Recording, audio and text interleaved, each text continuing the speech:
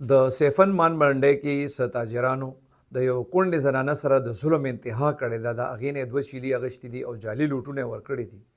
دې حوالې سره په سوشل میډیا باندې یو ویډیو وایرل شوی وه، داسې 10-12 ساله لږ دی. هغه وایي چې هغه او د هغه مور کور کې چیلي ساتلي وو. د هغې په کور کې څه بیماري ده، د هغې د علاج دپاره دي دا دواړه چیلي منډی ته راوستي وو سیفن ته، او هلته دا خرڅول څه کسان راغلي دي. دې سره په 47,000 روپۍ خبره کړې ده. دې نه دا دواړه چیلي په 47,000 روپۍ اخیستې دي او دې له دغه پیسې ورکړي دي. کله چې هغه کسان تللي دي چیلي بوتلي دي، دې زنانه بیا چاته لوټونه خوړي دي، نو یې ورته وایي چې دا خو جعلي دي.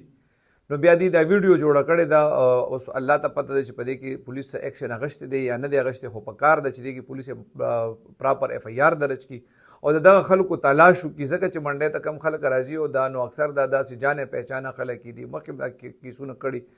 یو خو پولیس ته پکار دي چې په دې کې کاروایي ځکه وکړي چې دې زنانه دا ویلي دي چې دې د خپل کور کې څه بیماري و او د هغې د علاج دپاره دا راوستي وو دا چیلي.